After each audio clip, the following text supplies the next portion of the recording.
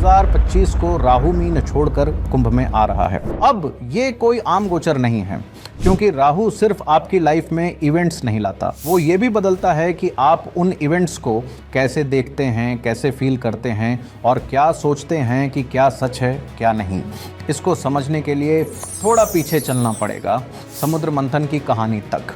जब देवता और असुर मिलकर अमृत निकाल रहे थे, अमृत निकला तो विष्णु जी ने सिर्फ देवताओं में बांटना शुरू किया, लेकिन एक असुर जो स्मार्ट और डिस्गाइज में देवता बना हुआ था, चुपचाप लाइन में बैठ गया। अमृत जैसे ही उसकी जीभ को छूने वाला था, विष्णु जी ने पहचान लिया और सुदर्शन चक्र से उसका सिर काट दिया। But it was too late. एक बूंद अमृत लग चुकी थी, सिर बच गया, शरीर नष्ट हो गया। सिर बना राहु, शरीर बना केतु। अब सोचिए, राहु का सिर्फ सिर है, नो बॉडी, नो स्टमक, कोई तृप्ति नहीं। तो क्या बचा? बस craving, desire, endless wanting. Rahu हमें डिस्ट्रॉय नहीं करता, वो बस चेस में डाल देता है। वो इल्यूजन देता है कि बस थोड़ी सी और मेहनत, थोड़ी सी और सक्सेस और सब ठीक हो जाएगा, लेकिन ये फिनिश लाइन कभी नहीं आती। अब मई में राहु कुंभ में आ रहा है, जो है collective mindset, technology, future thinking, ideology से जुड़ी राशि। यानी अब इल्यूजन भी वही होगा, जैसे ट्रेंड को फॉलो करना बिना सोच समझ के, इनोवेशन की दौड़, बिना स्टेबिलिटी के, प्रोग्रेस की भाग दौड़, बिना पॉज के। एंड इन दिस chaos सबसे जरूरी है क्लैरिटी। राहु को रिजेक्ट मत करो, बस इतना समझो कि जो सोच रहे हो, जो चाह रहे हो, क्या वो सच में आपकी आवाज है या सिर्फ राहु की शैडो है। अगर आपकी लग्न या चंद्र राशि मेष है, तो राहु अब आपके 11वें भाव में आ रहे हैं। ये वही जगह है जहां आपकी ambitions, social circles, professional network और बड़े गोल्स रहते हैं। अब देखो, मेष राशि वाले वैसे भी एक्शन में रहने वाले लोग होते हैं, जो चीज चाहिए उसके पीछे भागते हैं और जल्दी रिजल्ट्स भी चाहते हैं। अब जब राहु 11वें भाव में आ जाएगा, तो ऐसा लगेगा जैसे किसी ने अंदर बैठकर एक्सेलरेटर दबा दिया हो। नए दरवाजे खुल सकते हैं, नए लोग, नए मौके, कोई ऐसा सर्कल जिसमें आपने खुद को कभी इमेजिन भी नहीं किया था। और हाँ, इनमें से कुछ चीजें वाकई सच्ची होंगी, क्योंकि राहु सिर्फ भ्रम नहीं लाता, वो रिजल्ट्स भी देता है, स्पेशली जब आप पहले से ही फोकस में हो। लेकिन बस यही ध्यान देने की जरूरत है, राहु देगा लेकिन क्लैरिटी के साथ टेस्ट भी करेगा। 11वें भाव में वो डिजायर्स को इन्फ्लेट कर सकता है। ऐसा लगेगा कि जो पास है वो काफ़ी नहीं है, कि शायद कोई और आपसे बेहतर कर रहा है और आपको पीछे ना रह जाना पड़े। इससे सोशल और प्रोफेशनल लाइफ में एक रेस्टलेसनेस आ सकती है, जैसे खुद को बार बार कंपेयर करना, वैलिडेशन ढूंढना, या ऐसे लोगों से इन्फ्लुएंस होना जो दिखते तो पावरफुल हैं लेकिन असल में आपके वैल्यूज से मैच नहीं करते। कुछ लोग हेल्पफुल लग सकते हैं, लेकिन बाद में उनकी असली तस्वीर सामने आ सकती है। इसीलिए हर किसी पर तुरंत ट्रस्ट मत करो, ट्रस्ट को समय दो, टेस्ट दो। इस ट्रांजिट को ऐसे समझो जैसे किसी ने आपको एक टेलीस्कोप दे दिया हो। आप इससे बहुत ऊंचा देख सकते हो, वो सपना जो आप जी सकते हो, वो लेवल जो आप हासिल कर सकते हो। लेकिन अगर बहुत दूर देखने लगोगे तो ये भूल सकते हो कि अभी आप कहाँ खड़े हो। तो मेष राशि वालों के लिए सीधा मैसेज है कि एम्बिशियस रहो लेकिन डिस्ट्रैक्ट मत हो, ड्रिवन रहो लेकिन रिएक्शन में आकर डिसीजंस मत लो। अगर आपकी लग्न या चंद्र राशि वृषभ है, तो मई 2025 में राहु आपके 10वें भाव में आ जाएगा। ये वो जगह है जहां से आपकी करियर, पब्लिक इमेज और कर्मिक रिस्पॉन्सिबिलिटीज देखी जाती हैं। अब वृषभ राशि वालों की एक खास बात होती है, आपको क्लैरिटी पसंद होती है। Slow but steady progress, clear plans, stable routine, यही आपकी कंफर्ट जोन है। लेकिन राहु वो क्लैरिटी नहीं देता, वो पॉसिबिलिटीज देता है, तेज, फ्लैशी और कभी कभी कंफ्यूजिंग। आपको अपने काम में अचानक बदलाव, कोई नया मौका, ज़्यादा विजिबिलिटी या पब्लिक रोल में शिफ्ट जैसा कुछ देखने को मिल सकता है। और ये सब सुनने में टेम्पटिंग लगेगा, एक्साइटिंग भी। लेकिन याद रखना, राहु की दुनिया में चीज़ें वैसी नहीं होती जैसी दिखती हैं। 10वां भाव ये बताता है कि आप लोगों की नज़र में कैसे जाने जाते हैं। और जब राहु यहाँ आता है तो आपके अंदर एक स्ट्रॉन्ग अर्ज आ सकती है, बस दिखना है, शाइन करना है, भले ही आप पूरी तरह रेडी ना हो। इस ट्रांजिट में इन्फ्लुएंशियल लोग आपकी लाइफ में आ सकते हैं, कोई बड़ा मेंटर, कोई अथॉरिटी फिगर या बॉस। कुछ लोग सच में आपको आगे बढ़ाएंगे, लेकिन कुछ आपको अपने रास्ते से भटका भी सकते हैं। इसलिए सोच समझकर चुनिए किसकी बात मान रहे हैं और क्यों। अगर आपने ये बैलेंस बना लिया तो राहु सिर्फ आपको ऊंचाई नहीं देगा, वो आपको उस वर्जन तक पहुंचाएगा जो सच में लीडरशिप के लिए तैयार है। अगर आपकी लग्न या चंद्र राशि मिथुन है तो मई 2025 में राहु आपके 9वें भाव में आएगा, यानी बिलीव्स, हायर लर्निंग और लाइफ के डीपर सवालों का घर। मिथुन राशि वैसे भी क्यूरियस और मेंटली एक्टिव होती है, और अब राहु यहां आकर इस क्यूरियोसिटी को क्रेजी फैसिनेशन में बदल सकता है। आप किसी नए टीचर, फिलोसफी या स्पिरिचुअल सिस्टम की तरफ जबरदस्त खिंचाव महसूस कर सकते हो। ऐसा लगेगा यही मेरी सच्चाई है, मुझे अब यही रास्ता पकड़ना है।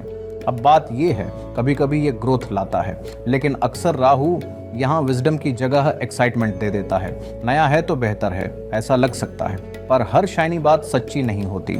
9वां भाव आपकी सच्ची अलाइनमेंट से जुड़ा है, उस ट्रूथ से जो आपके अंदर पहले से है।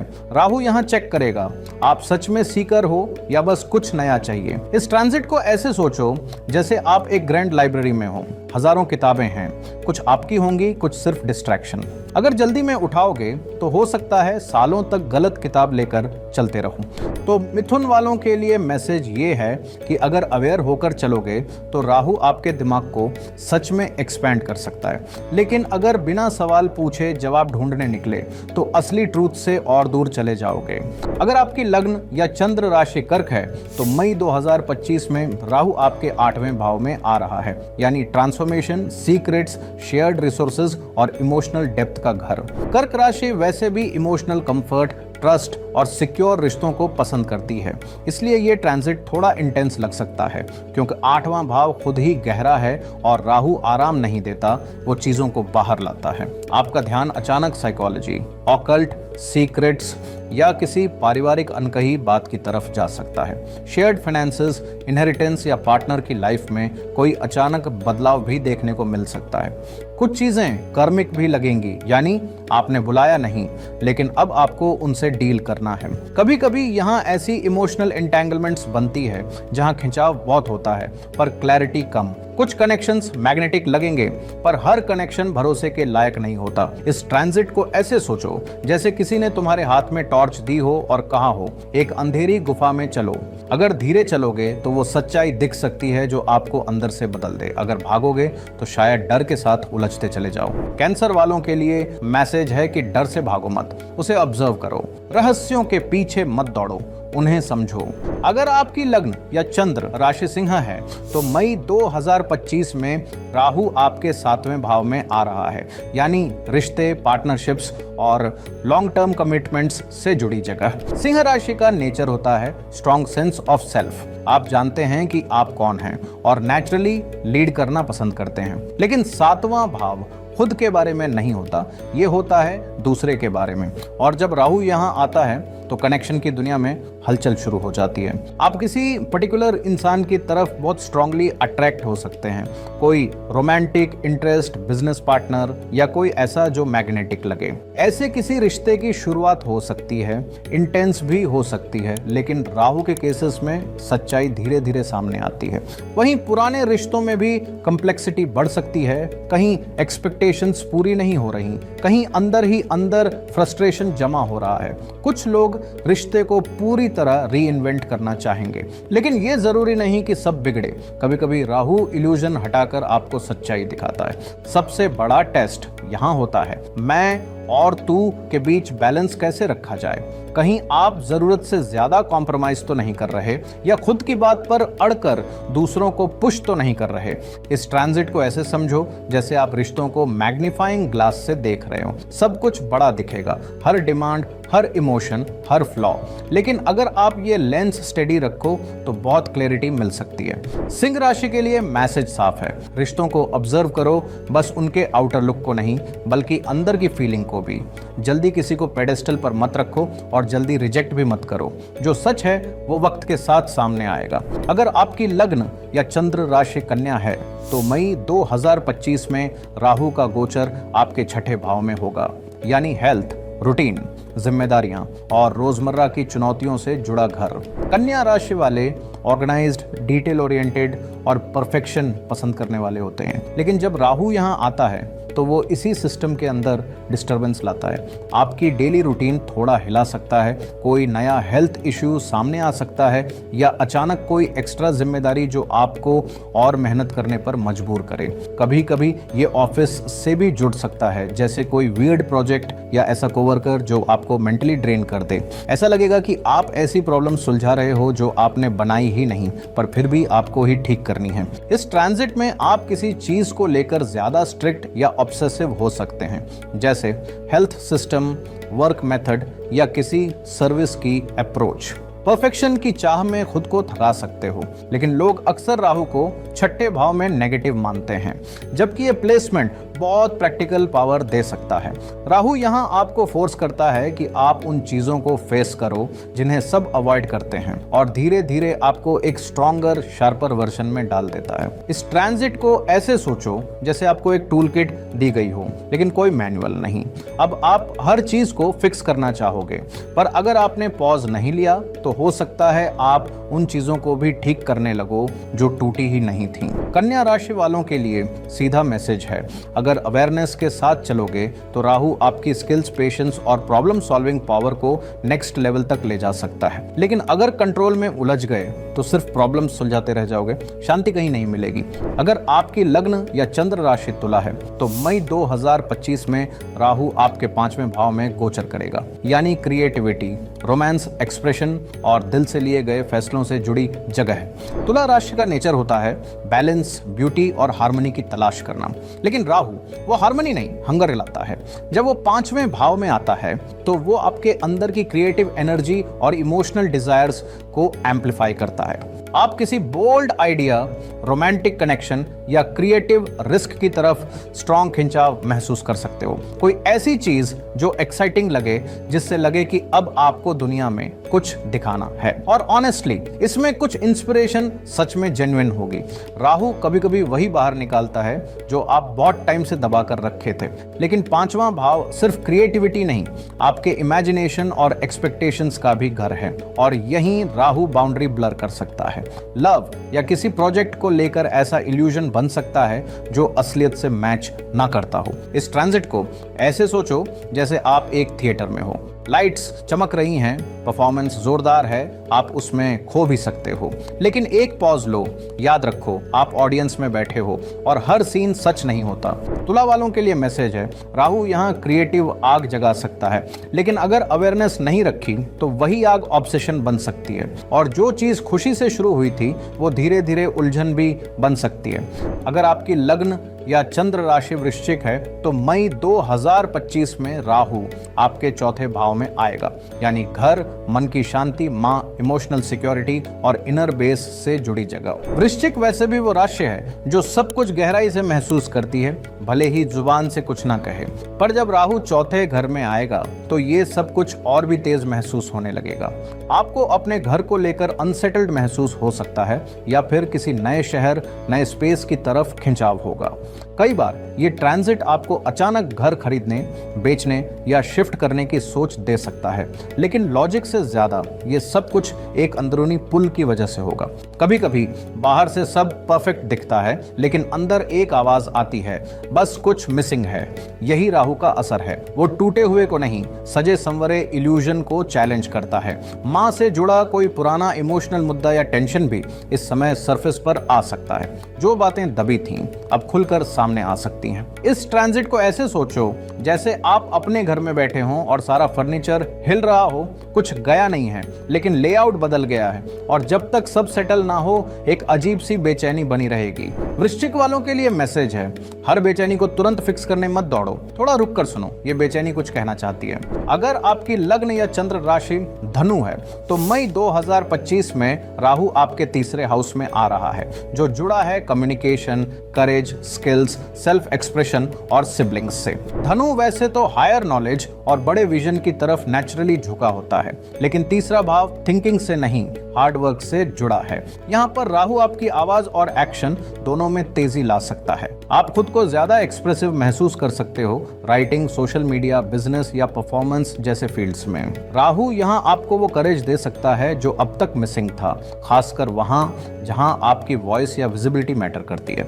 लेकिन इसी के साथ एक ट्रैप भी आता है, हर जगह बोलना, हर चीज में पड़ जाना और हर डायरेक्शन में दौड़ने लगना।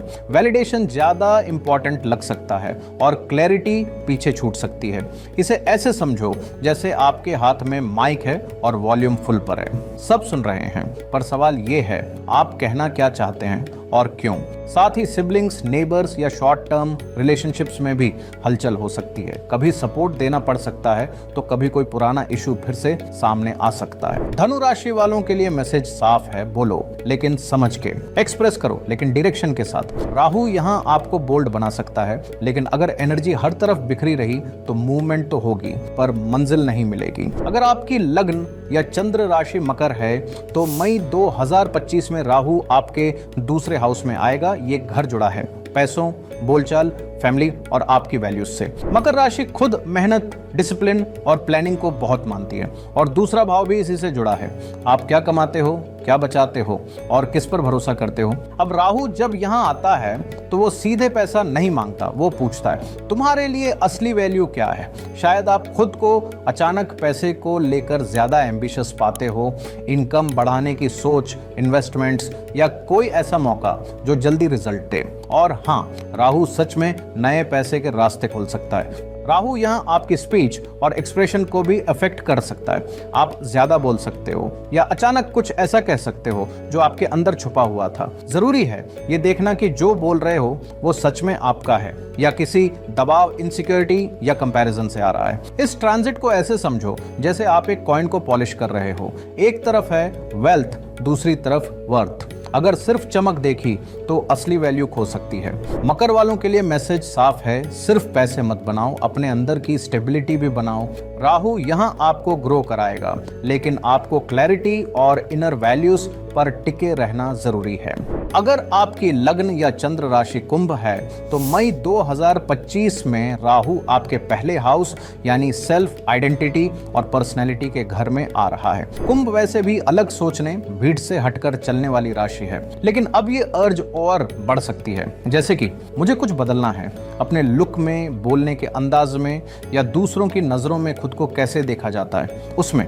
और हाँ, लोग नोटिस भी करेंगे, अचानक अटेंशन मिलना, नए सर्कल्स में आना या ऐसे रिकॉग्निशन की पॉसिबिलिटी जो आपने मांगी भी नहीं थी। लेकिन राहु यहाँ एक सटिल टेस्ट भी लाता है। क्या आप खुद को दिखा रहे हो या खुद को बना रहे हो किसी की नजर के हिसाब से। कहीं ऐसा तो नहीं कि आप धीरे धीरे अपने एक्सप्रेशन को दूसरों की इंप्रेशन में बदल रहे हो। इस ट्रांजिट में अंदर से भी एक रेस्टलेसनेस हो सकती है, वो एक चुपचाप सवाल, क्या मैं वाकई वो हूं जो दिख रहा हूं। दम आप खुद के नए वर्जन्स ट्राई कर सकते हैं, लुक बदलेगा, हैबिट्स बदलेगी, पर अगर ये क्लैरिटी से नहीं, कंपैरिजन या डिससैटिस्फैक्शन से आ रहा है तो आप खुद से और दूर जा सकते हैं। इसे ऐसे सोचो जैसे आप अलग अलग मिरर्स में खुद को देख रहे हो। कुछ मिरर्स दिखाते हैं आप क्या बन सकते हो, कुछ सिर्फ वो दिखाते हैं जो लोग आपसे चाहते हैं, पर एक मिरर वो होता है जो सच दिखाता है जब कोई नहीं देख रहा, तब जिसमें आप खुद को देखते हो। कुंभ राशि वालों के लिए मैसेज है, अगर ग्राउंडेड रहकर एक्सप्लोर करोगे तो राहु यहाँ आपको एक ज्यादा इंटीग्रेटेड कॉन्शियस वर्जन की तरफ ले जाएगा। पर अगर आइडेंटिटी को चेज करते चले गए तो बाहर की चमक तो आ सकती है पर अंदर की क्लैरिटी खो सकती है। अगर आपकी लग्न या चंद्र राशि मीन है तो मई 2025 में राहु आपके 12वें भाव में आ रहा है, यानी isolation, foreign lands, dreams, losses और इनर वर्ल्ड से जुड़ी जगह। मीन राशि वैसे ही सेंसिटिव और स्पिरिचुअल होती है, आप हमेशा सरफेस से आगे देखने की कोशिश करते हो, लेकिन अब राहु जब इस भाव में आता है तो ये इनर पुल और भी गहरा हो जाता है और कई बार थोड़ा कंफ्यूजिंग भी। आप खुद को थोड़ा अलग थलग या पुरानी चीजों से डिस्कनेक्ट होते हुए महसूस कर सकते हो। कुछ लोग ट्रैवल, सॉलिट्यूड या डिस्ट्रैक्शंस की ओर भाग सकते हैं, बस उस अंदर की बेचैनी से बचने के लिए। राहु यहाँ आपकी ड्रीम्स को ज्यादा इंटेंस, बाउंड्रीज को ब्लर और इमोशंस को लाउड बना सकता है। ये खर्चों का घर भी है, पैसों का और इमोशनल एनर्जी का।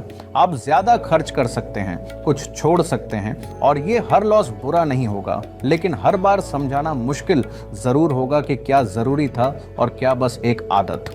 कुछ लोगों के लिए फॉरेन लिंक्स आ सकते हैं, रिलोकेशन, किसी विदेशी टीचर या किसी अलग कल्चर की फिलॉसफी से जुड़ाव। अगर ये कनेक्शंस क्लैरिटी से बने तो एनरिचिंग होंगे, लेकिन अगर सिर्फ एस्केप के लिए चेस किया तो खुद से और दूर ले जा सकते हैं। इस ट्रांजिट को ऐसे सोचो जैसे आप एक धुंध से भरे जंगल में चल रहे हो। शांति भी है, सुंदरता भी, पर रास्ता तभी मिलेगा जब आप इरादे से चल रहे हो। अगर बस भाग रहे हो तो हो सकता है अपने ही माइंड में उलझ जाओ।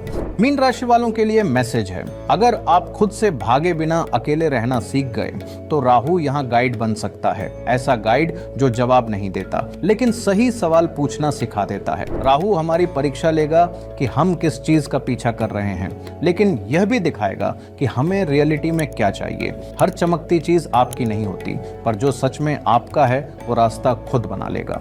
मिलते हैं अगली वीडियो में ज्यादा गहराई और ज्यादा समझ के साथ।